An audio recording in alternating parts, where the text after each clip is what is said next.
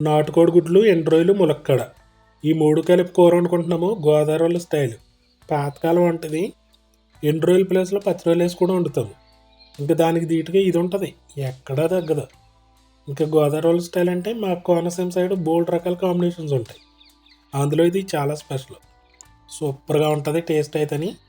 ఇంక దీనికోసం ఎండు రొయ్యలు, నాటుకోడి గుడ్లు, ములక్కాడలు అన్నీ రెడీ పెట్టేసుకున్నాము. పొయ్యి మీద మూకుడు పెట్టుకుని ఫ్రై చేయడానికి సన్‌ఫ్లవర్ ఆయిల్ వేసాను. కర్రీకి మాత్రం వేరుశనగాయలు యూజ్ చేశాను. ఎండు రొయ్యలు ఏంటంటే చన్నీటిలో నానబెట్టుకోవాలి. శుభ్రంగా క్లీన్ చేస్తాంలే. చన్నీటిలో నానబెట్టేసుకుంటే ఒక 15 నిమిషాలు దుమ్మది మొత్తం దిగిపోతుంది.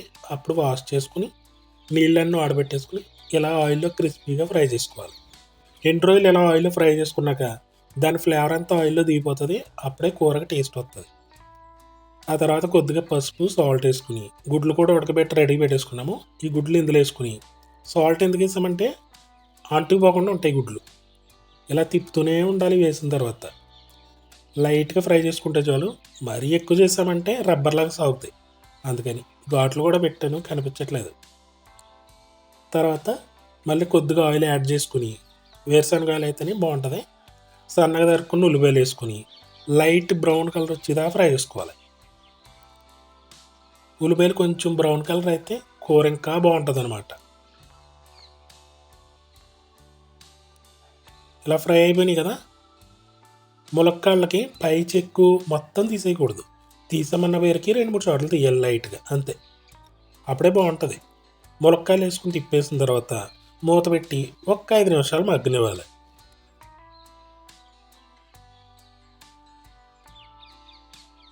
అలాగే నిమ్మకాయ సైజ్ అంతా చింతపండు మంచి పుల్లగా ఉంటే బాగుంటుంది.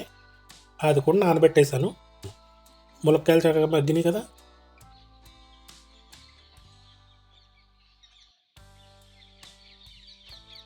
తగినంత కారం, పసుపు ఇవి 2 వేసుకుని ఒక్కసారి తిప్పేసి 1 నిమిషం పాటు అలా వదిలేయాలి సిమ్లో. ఆ తర్వాత ముక్కలు ములిగేదాకా వాటర్ వేసుకోవాలి. సాల్ట్ కానీ ఉప్పు గళ్ళు కానీ మధ్యలో యాడ్ చేసుకుంటాం, అందుకే ఇక్కడ వేయలేదు.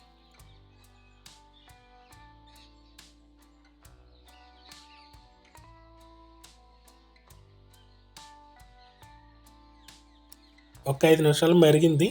ఇప్పుడు గుడ్లు, రొయ్యలు వేసుకుని ఒక్కసారి తిప్పి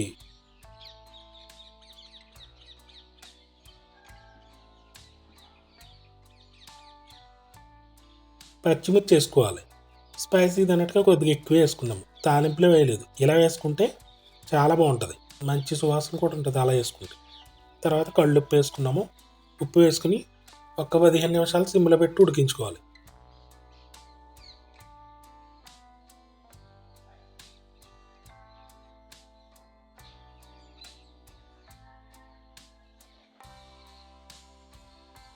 మూత తీసి చూద్దాము. చూసారా ఆయిల్ చక్కగా తేలిపోయింది.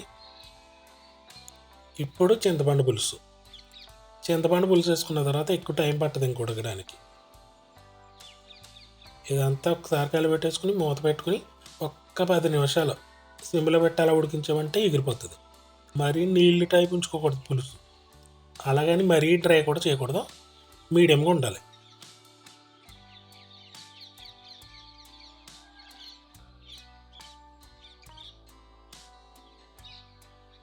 చూసారా ఈ మాదిరిగా ఉండాలి. ఇప్పుడు కరివేపాకు వేసుకున్నాం.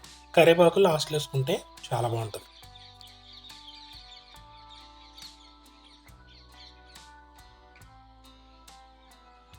చక్కగా ఉడిపోయింది కదా. చూసారా గ్రేవీ కన్సిస్టెన్సీ ఇలా ఉండాలి. తినడానికి కలుపుకోవడానికి చాలా బాగుంటుంది. వేడి వేడి అన్నంలో చల్లని కూర వేసి తిన్నాను. వేడి కూర కాదు, చల్లంది. ఓల్డ్ రెసిపీస్ కానీ లేకపోతే మనం ఇప్పుడు వండుకునే నాన్ వెజ్ కానీ ఏదైనా కూడా వండిన వెంటనే తినకూడదు. పొద్దున్న వండుకుంటే సాయంత్రం తినాలి. అబ్బాయి అలా కుదురుతుంది అంటే అప్పటికప్పుడు తినేస్తే అది వేరు. రుచి కావాలి అనుకుంటే ఇలాంటి కర్రీస్ ఎప్పుడు కూడా వండుకున్న రోజు కన్నా మళ్ళాడు తినాలి. అప్పుడు డబల్ అవుతుంది టేస్ట్ అనేది. అది ఇది పొద్దున్న వండితే సాయంత్రం తిన్నాను అనమాట నేను. ఇందులో అంగులు ఆర్పాటాలు ఏం చేయలేదు కదా. అంటే మసాలాలు, జీలకర్ర అసలు ఏం వేయలేదు మనం. ఇంకా టేస్ట్ అంటారా మహా అద్భుతం అనమాట. చాలా బాగుంది. అసలు మామూలుగా లేదు. మాటల్లో చెప్పలేము ఇలాంటి టేస్ట్. మీకు కుదిరిందనుకో తప్పకుండా ట్రై చేయండి, నాకు కామెంట్ ఇచ్చి చెప్పండి. ఇంకా బోల్డ్ అండ్ రెసిపీ చేసుకుందాము. మన ఛానల్ సబ్స్క్రైబ్ చేసేసుకోండి, బెల్ బటన్ నొక్కేయండి, నోటిఫికేషన్స్ వస్తాయి. అంటే ఎప్పుడెప్పుడు వీడియోలు చేస్తున్నానో తెలుస్తూ ఉంటుంది కదా. లైక్ చేయండి, షేర్ కూడా చేయండి.